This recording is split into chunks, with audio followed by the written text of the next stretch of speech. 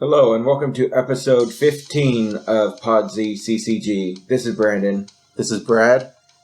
What we want to tell you guys is we're actually moving to bi-weekly shows now, so you'll get one every 2 weeks due to our streaming stuff and everything else going on. So we could commit to a bi-weekly show, but not a weekly show anymore.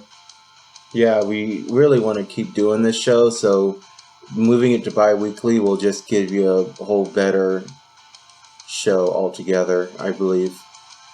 Yeah, so what we've been doing, if you've seen the website, toptier.com, we do live streaming at our comic shop now, or our card shop, every tournament. So Mondays at 6:30 Pacific Standard Time, you could log into twitch.tv/podzccg, and we'll be streaming tournaments.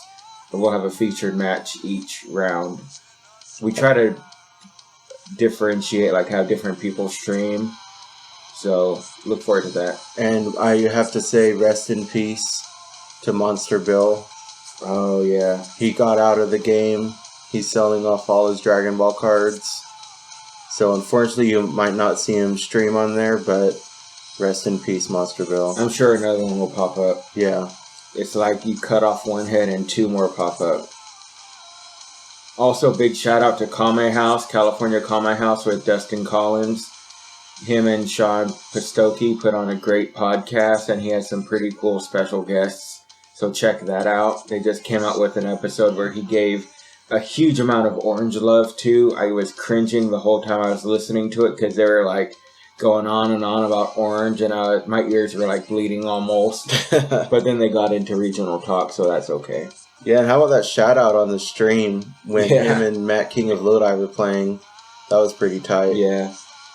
So we're going to be giving, I know we say we've been waiting to give away promos. We're going to give some away next week. We'll do a drawing. Look for that on Facebook. One of them will be a promo isolation. So I think what I'm going to do is just put a picture up and draw 3 winners, and, did last time. First pick gets first pick, second pick, and third pick gets third pick. So let's go ahead and go into our listener emails of the week. Oh, we've been backed up with emails, but I think we picked out some good ones for you. Yep. First one comes from gillisvargas@gmail.com. He writes, I know you guys did a Salem report, but didn't go too much into your play. I do have a few questions for you and wouldn't mind if you answer these on the air. Question 1. What were some of your biggest challenges? Question 2. Did any win just fall into your lap? Question 3. Did you guys experience the heart of the cards? So, do you want to go on these questions one by one? Sure. Okay. So, question 1. What were some of your biggest challenges? I would have to say my 2 losses were from decks that relied heavily on gaining anger. I lost to Black Golden Frieza, which I could usually handle, but he angered all the way up to level 4, which I've never experienced before, and he spammed the hell out of level 4's power. Of course, I had blocks to answer anything he threw at me, but I didn't have Lookout Drill out, so he milled away my cards. You were running blue, though. You just couldn't catch any of your anger-lowering cards? No. He did it. I was going in there expecting beat. I didn't expect him to keep gaining anger after level 2. Oh, okay. The second deck I went up against was Red Turles. He got really good draws and kept my allies at bay. He kept critting them away. It was a very close matchup though, but once he got to level 3, he pulled the win out. After Salem, I did start running wall breakers. My biggest challenge was not listening to my lucky song before the tournament. I completely forgot to do that, and every time I listened to it, I'd go undefeated. So your challenge was not being able to listen to your song? Yep. Why was that? That's just what my challenge was. Do you want to say what your lucky song is? That's not important. Material Girl? No. From Madonna? No? No. Okay. Shake It Off. Which one's that? By Taylor Swift. Is it? Taylor Swift. Taylor Swift. Alright, question 2. Firework. Katy Perry, the interview. Question 2. Did any win just fall in your lap? I did have a win fall in my lap, and I kind of went over it on our Salem report. It was against Matt King of Lodi. He was running the dominant Piccolo deck, and he couldn't draw anything to stop me. I got really good draws, and he didn't get any good draws, and I just killed him pretty fast, which was sad. I had one win. It was against Orange Goku, and I guess you could say it fell into my lap since that player was new to the game and didn't know what he was doing. That's hecka funny. Question 3. Did you guys experience the heart of the cards? No, I hardly wish that I'm going to hope it to draw a card. All the cards in my deck are valuable and viable.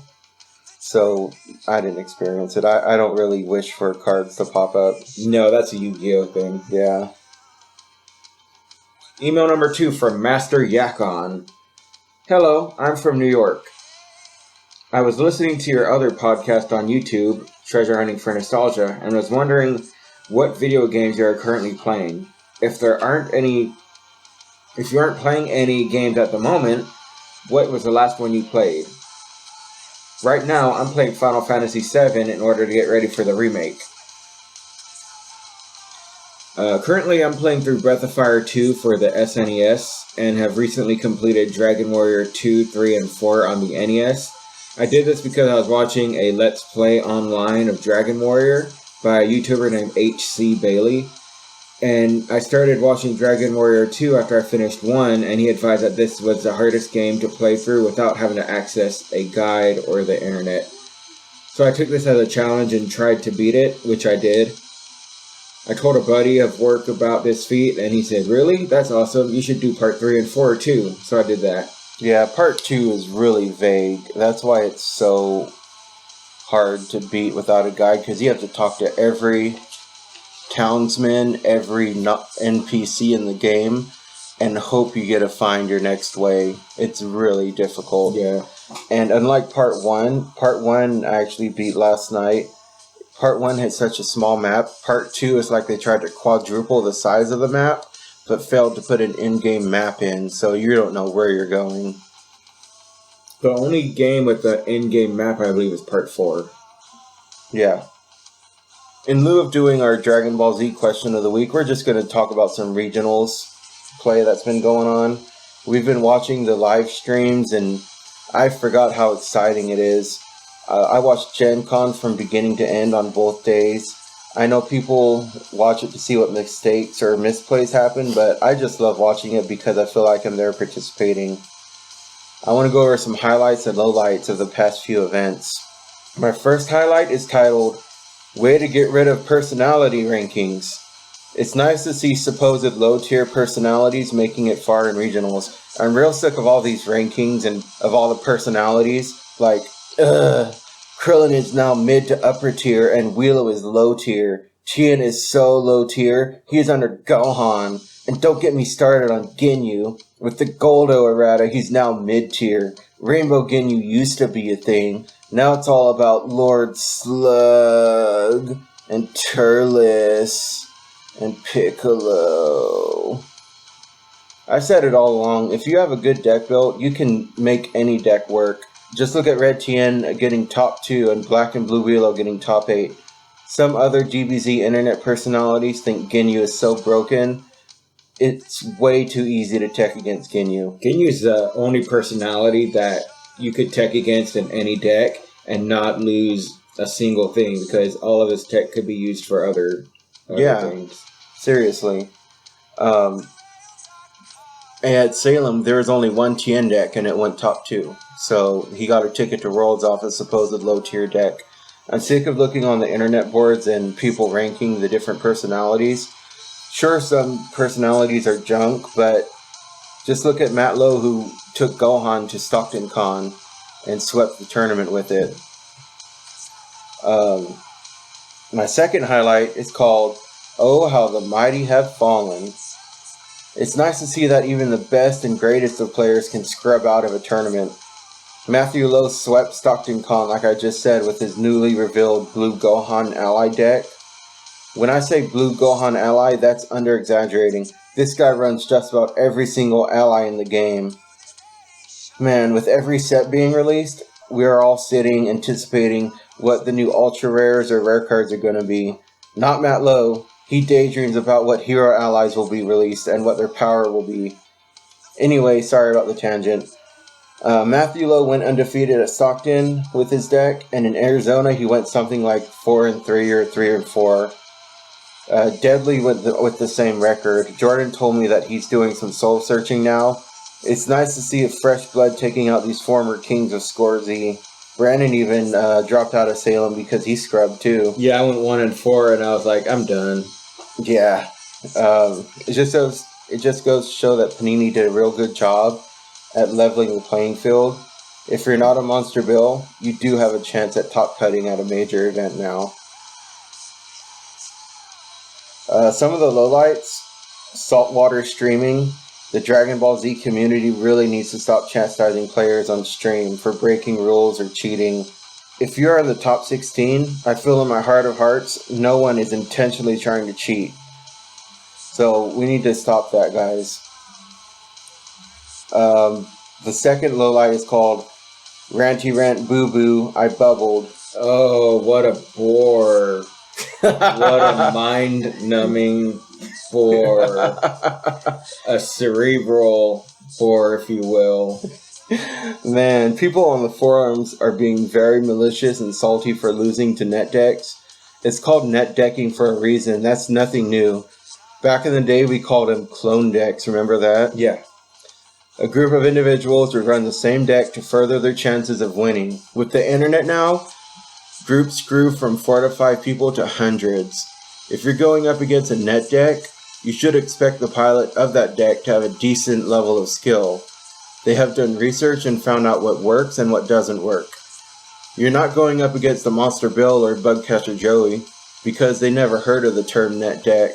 Just because you're salty from your loss, probably mad at yourself for underestimating your opponent, you shouldn't bash other decks that did better than you. Matt King of Lodi got some flack for running Black Nappa with only 3 blocks. Matt saw a break in the meta, saw that physical blocks were not being ran, and ran with it. That was a very smart move that almost got him to finals. Pod Z CCG will be back with some Elm Street characters.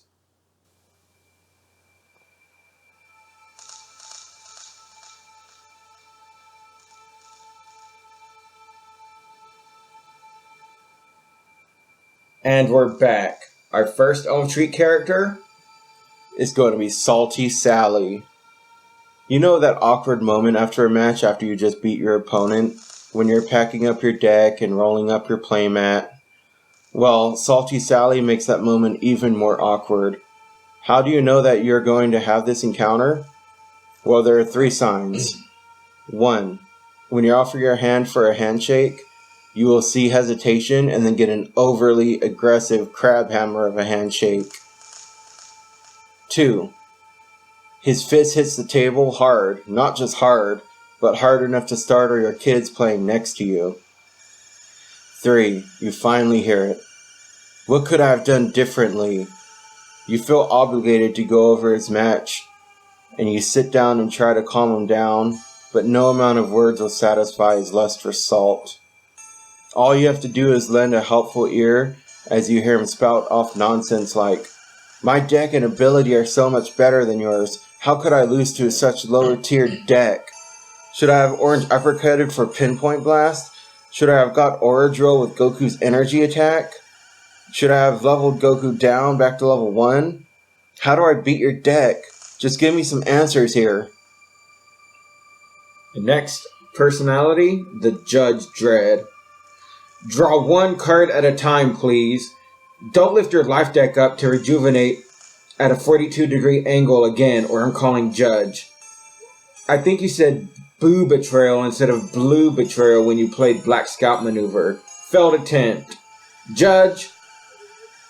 Have you ever heard this during a tournament or something like this? If you have, then a Judge Dredd is probably nearby. He comes from the world of magic, where he could be heard saying stuff like, "I'm gonna swing for X amount of damage," or other gay stuff. He should be saying, "Let me swing you for 1 damage point. I'm such a sassy man." He wears Magic the Gathering tattoos and rules tattooed all over his body, not for his reference, but for yours. If he ever gets overruled by a judge, watch out. That's when there's a chance for a table flip. But they can't flip the table. Silly rule warriors. They're too weak. The only muscle that they overuse is their tongue and dominant arm for when they shoot it up to the heavens to call judge on you. So don't go away. Pod Z CCG will be back with some Majin Motor talk.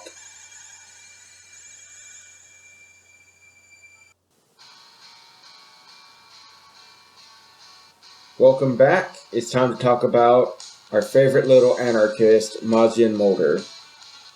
Yeah, this week we're going to take you into some egging adventures and a very dissanitary water bottle. Yeah, so usually when we went out with Majin Motor at night, he'd always have a backpack full of goodies, and eggs were one of his favorite things to include.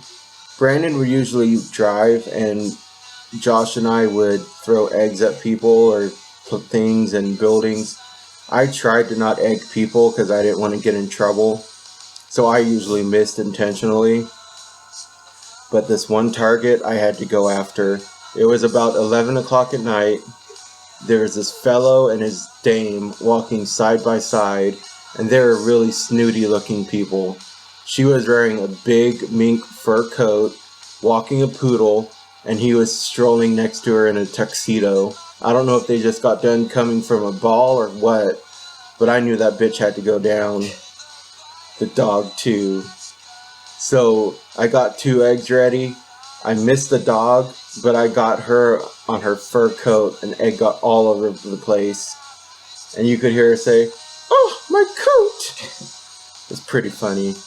Yeah, there was another time when we were driving down Auburn Boulevard, pretty seedy part of town, and there was a caravan of shopping carts. This guy had about 5 shopping carts tied together. That must have been all his treasures. He looked pretty homeless.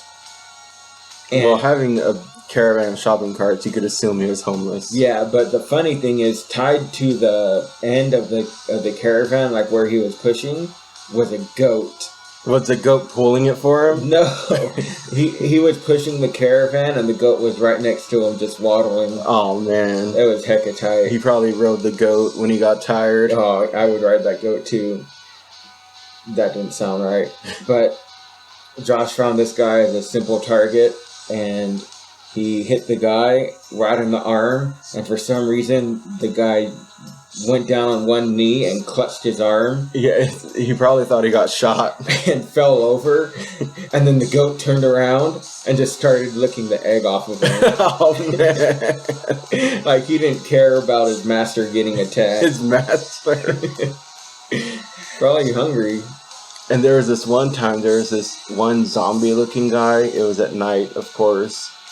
And I don't know if it was a bum or what, but we were driving by hecka fast, and Josh threw the egg at a perfect angle and hit the guy right in the throat.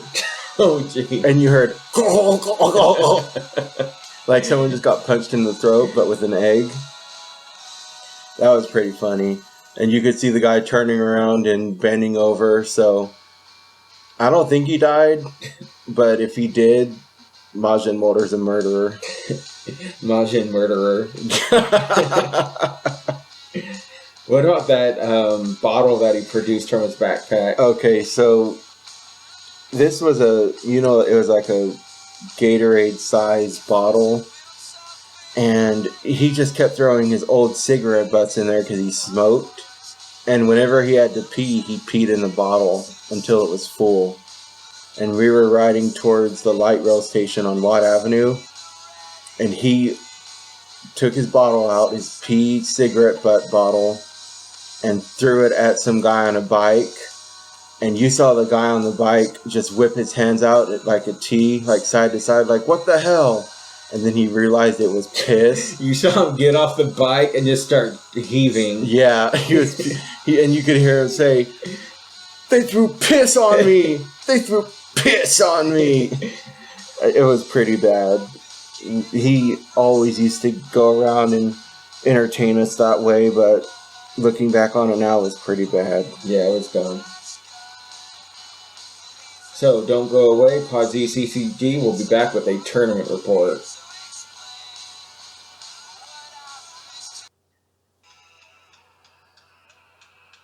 And we're back. Adventures in Comics and Games, 8 participants, August 17th, 2015. There were 8 participants. I was playing Blue Ginyu. Brandon was playing Blue Ginyu. Jordan was playing Black Willow.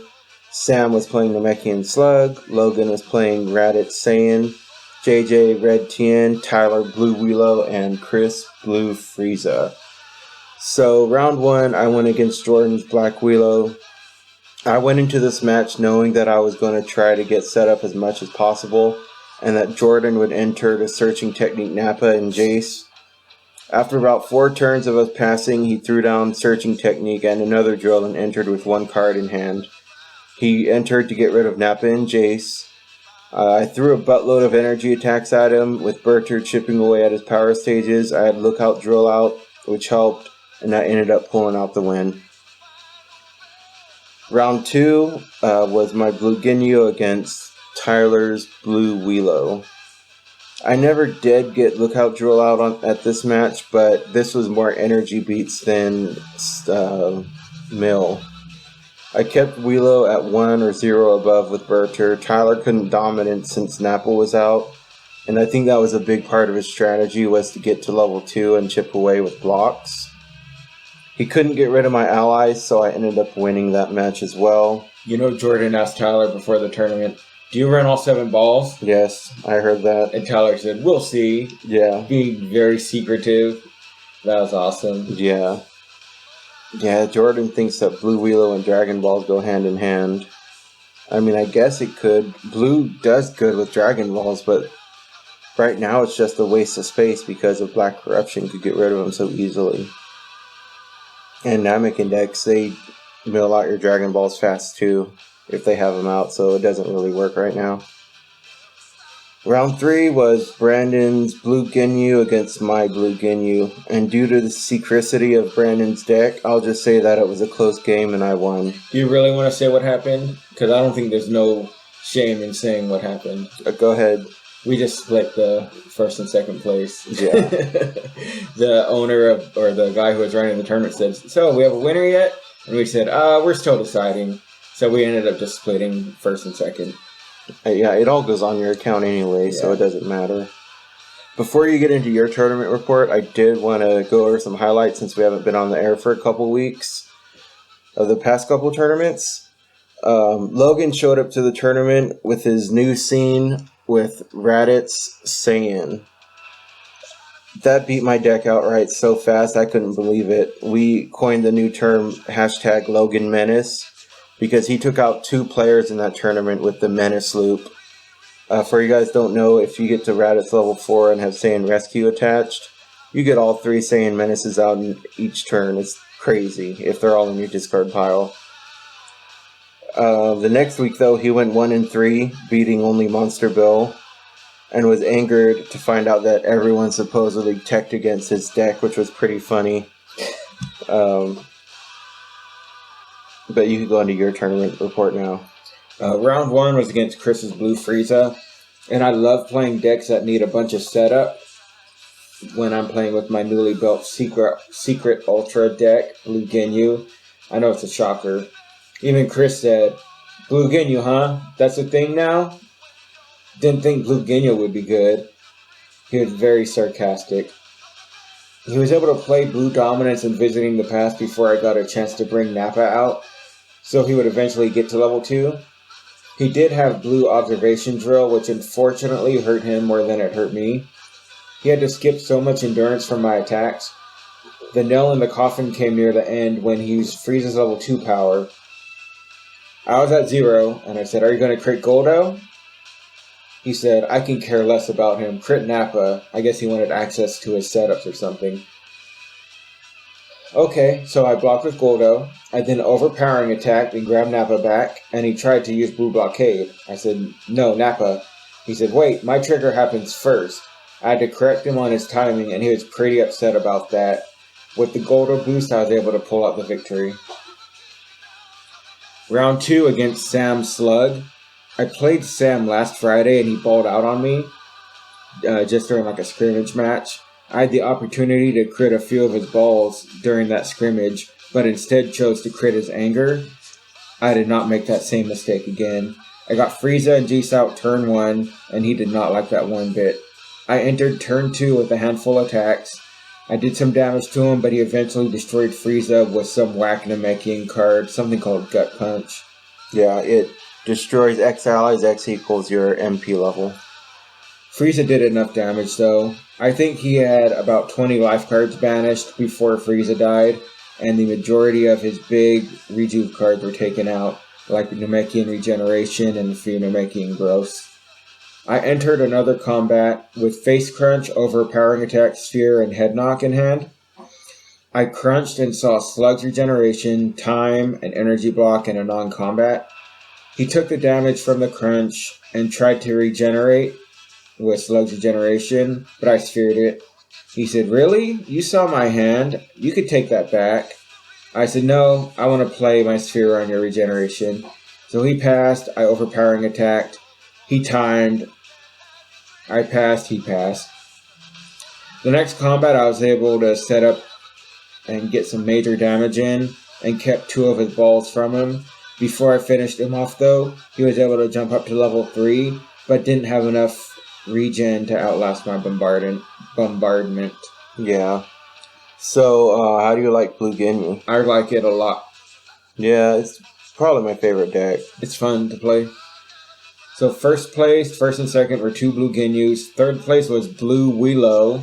Tyler. And fourth place was Blue Frieza. Yep. So what about the set 4 evolution? Well, seems like it's going to be pretty tight. I'm pretty sure they're going to do 4 ultra rares again. We've got a case on order, and we're going to get 3 starter boxes. Yeah, the sheet says you get, what is it? Basically 4 parallel cards in each starter. Like 4 foils. Uh-huh. And what are the foils of, though? Maybe of the starter cards. So do you think they're going to have they're going to be reprints, obviously. Do you think they're going to start with S31, S32 again, or is they going to use the old set? I don't know. When are there going to be reprints? They're going to be cards from set 1, 2, and 3, right? So we don't know if they're going to be... How do you know that? They said that they're going to be pre-constructed decks from all 3 sets. Oh, from all 3 sets? Yeah. Mm-hmm. I don't know. It said 6 parallels, or 4 parallels, and then 6 prisms. You get 4 prism personalities, a prism mastery, and then a 1 random prism. Of what? I don't know. Oh man, we might have to buy some more starter boxes. Yeah, we'll see once we get more info. Our biggest thing is just getting 1 foil of each card, or 1 rainbow prism card of each card too. So that's what we'd rather put up all the money up front first. Yeah. Because they get more expensive as the time goes on. But Android 18 should be fun. 17, 19, and 20 are probably going to have to be compatible with orange decks, unfortunately. But who knows, they might change it up. It'd be nice to have a good, solid Namekian mastery that wasn't anger and focused more on regeneration. It'd be nice to see a cool new Saiyan mastery that let you draw a card when entering combat. That'd be cool. And red actually go towards more anger, but that's all things that were from Scorzy, and I know they're trying to stay away from that. That's just the nostalgia part of me wanting to see those happen again, but I think the way they're doing the masteries and the game building now is amazing. It's already a lot more balanced than Scorzy. Yep. What do you think is going to be one of the best personalities? I hate to say it, but probably Vegeta. Yeah. Super Saiyan Vegeta hero. They're going to pump him with a lot of cool cards, and I know Richie has been saying that everyone's going to love Vegeta next set, which is going to be cool. He'll probably get rid of all your opponent's allies in one swing or something. Capture every single Dragon Ball in your opponent's life deck. Yeah. Only if they declare Namekian, though. Yeah. Just to keep it balanced. Take all of your opponent's orange drills and play and put them under your control. Stuff like that. That'd be hecka tight. I'd run Vegeta if that was the case. Alright, so that'll do it for this week's episode of Pod CCG. Until next time, keep rocking that dragon.